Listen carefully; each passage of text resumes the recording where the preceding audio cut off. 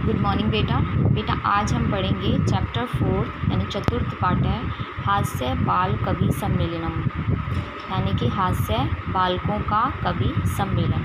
बेटा आप लोगों ने बहुत सारे कवि सम्मेलन देखे होंगे और हास्य कवि सम्मेलन भी देखे होंगे, जिसमें बहुत सारे कवि आते हैं और हम लोगों को हंसाने का काम करते हैं। इस चैप्टर में जो कवि हैं वो कौन है? बालक हैं, बच्चे हैं।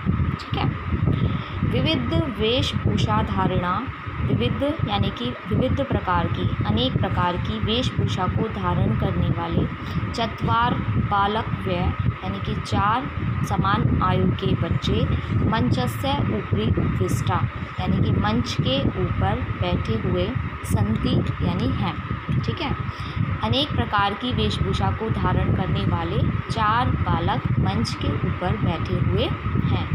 अधा श्रोतारय, अधा यानी नीचे, श्रोतारा यानी कि श्रोतागण या सुनने वाले, हास्य कविता श्रवणाय, हास्य कविता को सुनने के लिए उत्सुका संति, उत्सुक हैं।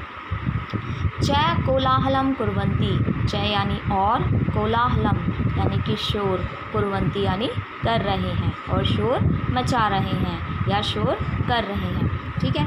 ये आपको यहाँ पर दिख रहा है। ये आप जो बच्चे हैं वो क्या कर रहे हैं? कवि, जो कवि हैं बाल कवि, ये संचालक है और ये क्या हैं? श्रोतागण हैं सभी। ठीक है।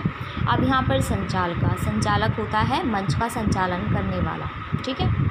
संचालक क्या कह रहा है? अलम कोलाहलेन, शोर मत कीजिए। अलम यानी मत कीजिए, किसी चीज़ के लिए किसी को रोकना, मना करना। अधा परम हर्षस्य, अधा यानी आज, परम यानी कि अत्यधिक, हर्षस्य यानी कि हर्ष का, अवसर यानी अवसर है, यत कि अस्मिन कवि सम्मेलने, कि इस कवि सम्मेलन में काव्य हंतारा यानी कि काव्य को नष्ट करने वाले और काल्यापकाश्चय और समय को बर्बाद करने वाले भारतस्य यानी भारत के हास्य कवि धुरंधरा यानी कि हास्य कवि धुरंधर समागता यानी आए हुए हैं। ये कह रहे हैं कि आज बहुत ही खुशी का अवसर है कि इस कवि सम्मेलन में काव्य को नष्ट करने वाले और समय को बर्बाद करने वाले भारत के हास्य कवि धुरंधर आए हुए हैं। संति यानी हैं। ठीक है। एही यानी कि आइए, कर तल ध्वनिना, कर यानी कि हाथ, तल यानी कि जो हाथ की तलियाँ होती है ना, हथेली, और ध्वनिना यानी आवाज़, इसका मतलब हो गया तालियों से। वयम यानी कि हम सब, एतेषाम यानी उनका, स्वागतम यानी स्वागत, कुर्म यानी करें। आइए हम सब तालियों से उनका स्वागत करें। ठीक है। आप कह रहे हैं इसमें गजाधर यानी कि पहला बालक है जिसका नाम क्या है? गजाधर है, वो आया। सर्वेभ्यो रसिकेभ्यो नमो नमः, सभी अरसिकों को, ये जो है पूर्व रूप वाला ए है, इसे ए पढ़ेंगे। ठीक है। सभी अरसिकों को नमो नमः यानी मेरा नमस्कार है। प्रथमम तावत यानी कि पहले तो, अहम यानी मैं, आधुनिकई वैद्यम यानी कि आधुनिक वैद्य यानी कि जो आजकल के वैद्य हैं, जो डॉक्टर हैं, उनके उद्देश्य यानी कि विषय में, स्वकीयम यानी अपने, काव्यम यानी कि कविता को, श्राव्यामी यानी सुनाता हूँ या उनके विषय में मैं कविता कहता हूँ। ठीक है।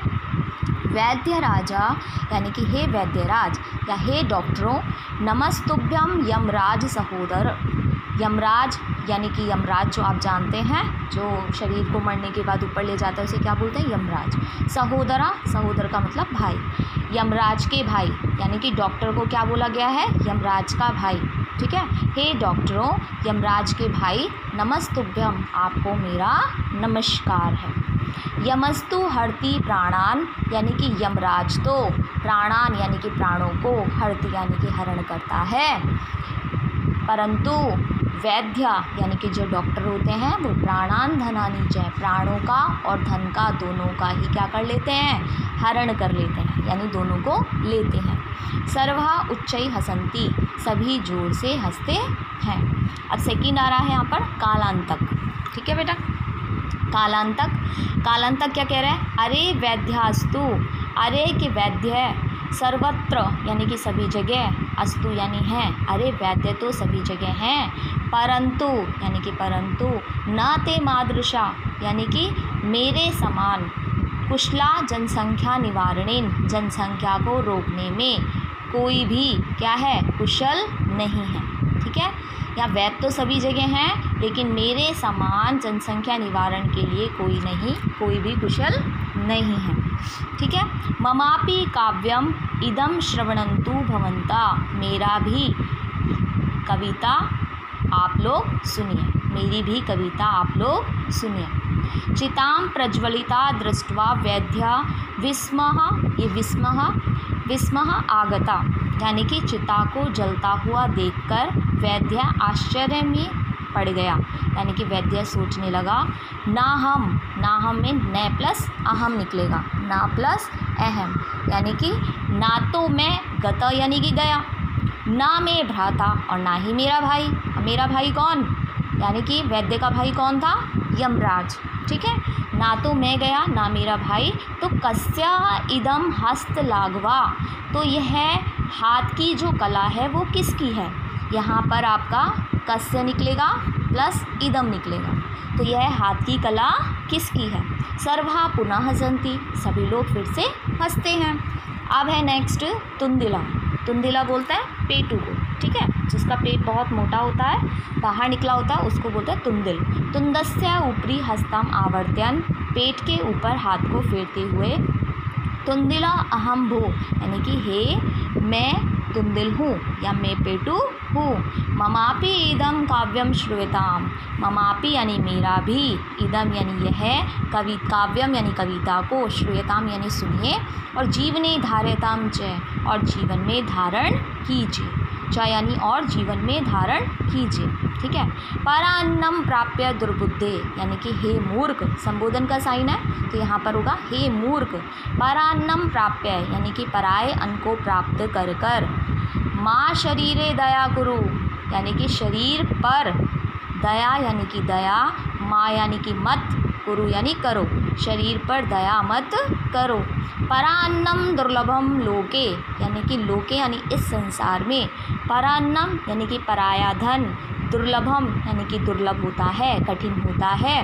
ये शरीराणी पुनः पुनः, लेकिन शरीर तो बार बार मिलते रहते हैं। सर्वा पुनः अट्ठासम कुर्वन्ति, सभी फिर से, अट्ठास यानी कि बहुत ज़ोर ज़ोर से ठहाके लगा लगा के हंसते हैं।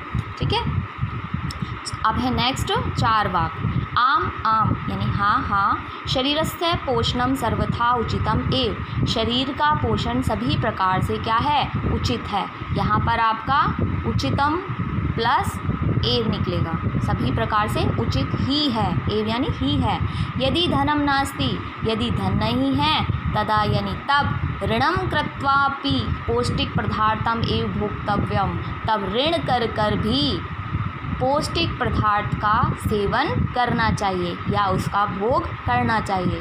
तथा कथयति, फिर कहते हैं चारवाक कवि, चारवाक जो कवि हैं वो फिर आगे कहते हैं, यावत जीवेत, जब तक जियो, सुखम जीवेत, सुख से जियो, ऋणम कृत्वा धृतम पिबेत, ऋण कर कर घी पियो। श्रोतारा, अब जो श्रोतारा है यानी कि जो श्रोतागण हैं उनमें से एक कहता है, तरही ऋणस्य प्रत्यर्पण कथम, तो फिर हम ऋण को कैसे उतारेंगे। ठीक है, यानी कि तरही यानी तो, ऋणस्य यानी कि ऋण को, कथम यानी कैसे, प्रत्यर्पण यानी लौटाएंगे। तो चारवाक कह रहे हैं, श्रूयताम मम अवशिष्टम काव्य, मेरे शेष कविता को, अवशिष्ट यानी कि बची हुई जो बाकी की कविता है उसको क्या करिए, सुनिए। श्रूयताम यानी सुनिए। धृतम पीत्वा, घी पीकर, श्रमम कृत्वा, श्रम कर कर, ऋणम प्रत्यर्पः जना, लोगों को धन लौटाइए। ठीक है, काव्य पाठ श्रवणेन, और सॉरी यहाँ एक लाइन रह गई, धृतम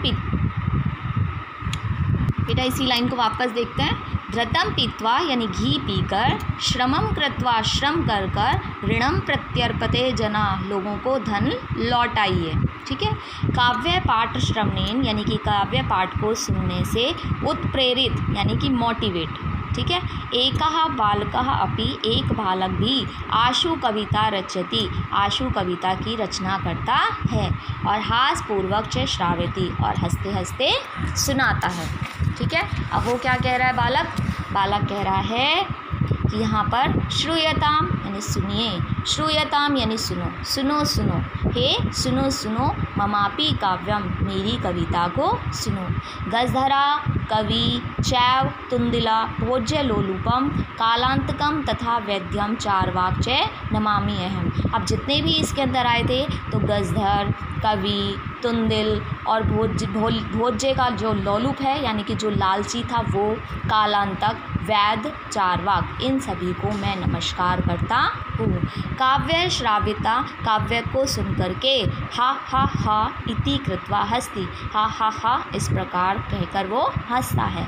अन्यः च अपि हसन्ति और अन्य भी हंसते हैं। सर्वः गृहं गच्छन्ति और सभी घर चले जाते हैं। ठीक है, सर्वः गृहं गच्छन्ति सभी घर चले जाते हैं। ओके बेटा, थैंक यू।